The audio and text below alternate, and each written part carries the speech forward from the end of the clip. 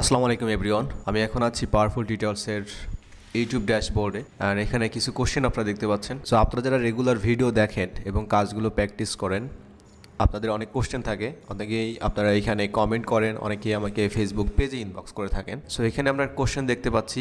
প্রীতম দেবনাথ ভাই এখানে কোশ্চেন করেছেন। আসলে দুইটা ভিডিওতে উনি কোশ্চেন করেছেন, কোশ্চেনের ধরনটা হচ্ছে সেম। সো আমি 2 নম্বর যে কোশ্চেনটা আছে আমি ওই কোশ্চেনটা আপনাদের সাথে শেয়ার করব।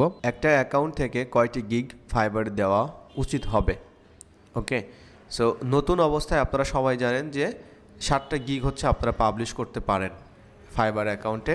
একদম নতুন একটা অ্যাকাউন্টে এটা 7টা করে গিগ আপনি পাবলিশ করতে পারবেন। এখানে কিছু বিষয় কনফিউশন তৈরি হয়, সেই কনফিউশনের যে বিষয়টা, যেমন এই কোশ্চেনে আপনারা এটা বুঝতে পারবেন। বেসিক্যালি ভাইয়ের কোশ্চেনটা হচ্ছে যে মনে করেন একজন ডাটা এন্ট্রি ও এসইও কাজ শিখেছে।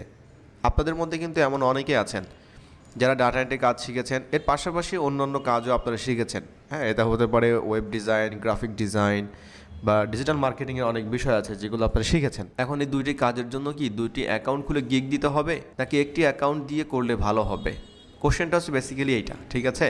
সো এটা হচ্ছে আপনারা যে একটা অ্যাকাউন্টে আসলে 7টা গিগ দিতে পারবেন। এখন পরবর্তী কোশ্চেনটা হচ্ছে যে আপনি ডাটা এন্ট্রি এবং এসইও শিখেছেন, আপনি কি আলাদা 2টা অ্যাকাউন্ট করবেন নাকি আপনি একটা অ্যাকাউন্টের মধ্যে 2টা গিগ পাবলিশ করবেন? বিষয়টা হচ্ছে এইটা।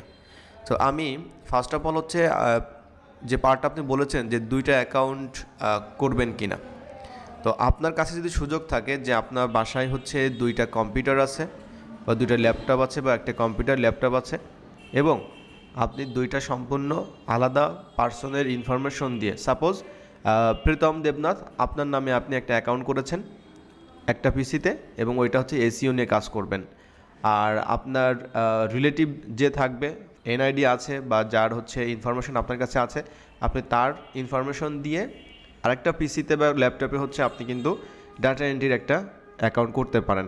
সো এই সুযোগটা কিন্তু আমাদের সবার থাকে না। আমি বলবো যদি আপনি 2টা নিয়ে কাজ করতে চান তাহলে বেস্ট অপশন হচ্ছে যে 2টা কম্পিউটারে 2টা আলাদা অ্যাকাউন্ট খুলে আপনি সেটা ইউজ করবেন। ওকে, এইটা হচ্ছে সবথেকে বেস্ট সলিউশন।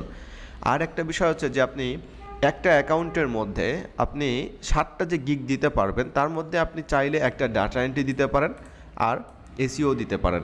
কিন্তু এখানে কিছু বিষয় আছে। বিষয়টা হচ্ছে যে মার্কেট প্লেসে আমরা যখন অ্যাকাউন্ট ওপেন করি তখন আমরা স্পেসিফিক একটা ইন্ডাস্ট্রি বা ক্যাটাগরি নিয়ে কাজ করার জন্য কিন্তু আসি, ঠিক আছে? এবং এটাই হচ্ছে সবথেকে বেস্ট প্র্যাকটিস হয় যে একটা অ্যাকাউন্ট একটা নিশের উপরে থাকবে।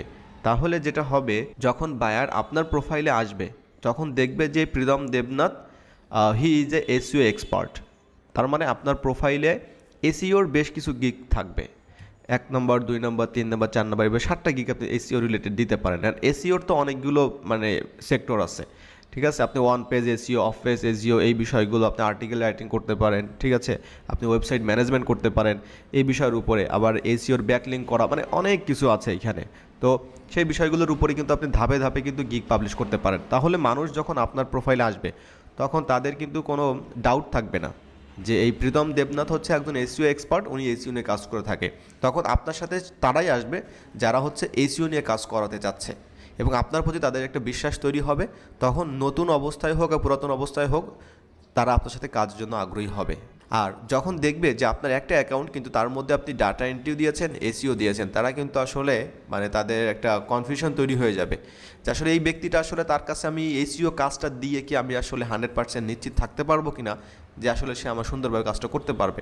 কারণ সে আবার ডাটা এন্ট্রি কাজও করতেছে, তার তার কাজের ভেরিয়েশন এখানে আছে, ঠিক আছে?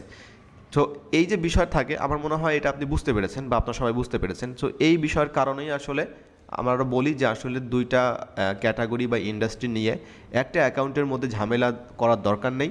আপনারা একটা দিয়ে শুরু করেন। যদি আপনি এসইওতে ভালো কাজ শিখেছেন তাহলে আপনি এসইও দিয়ে শুরু করেন ফার্স্ট, আর আপনার যদি ডাটা এন্ট্রি দিয়ে সবথেকে ভালো কাজ শিখেছেন তা ডাটা এন্ট্রি দিয়ে শুরু করেন। দেন তারপর ওখান থেকে যখন আপনি সাকসেস পাবেন আপনি পরবর্তীতে আপনি কিন্তু ওই টাকা দিয়ে একটা পিসি ল্যাপটপ কিনতে পারবেন, পরবর্তীতে আপনি অন্য কাজেও কিন্তু করতে পারবেন। যারা বড় বড় ফ্রিল্যান্সার তারা কিন্তু এইভাবেই কাজটা শুরু করেছে। আর আপনার কাছে যদি ক্যাপিটাল থাকে মানে টাকা পয়সা থাকে তাহলে আপনি আলাদা আলাদাভাবে করতে পারেন, কোনো প্রবলেম নাই। আশা করি আপনারা যারা ভিডিওটা দেখেছেন আমার মনে হয় আপনাদের যে কনফিউশন ছিল এটা ক্লিয়ার হয়ে গেছে। এরপরেও যদি আপনাদের কোনো কোয়ারিজ থাকে আপনারা কমেন্টে জানাতে পারেন অথবা ফেসবুক পেজে ইনবক্স করতে পারেন। আর ভিডিও ভালো লাগলে অবশ্যই শেয়ার করবেন আর পাওয়ারফুল টিউটোরিয়ালসই অবশ্যই সাবস্ক্রাইব করে পাশে থাকবেন। দেখা হচ্ছে অন্য একটা ভিডিওতে। ভালো থাকবেন সবাই, আল্লাহ হাফেজ।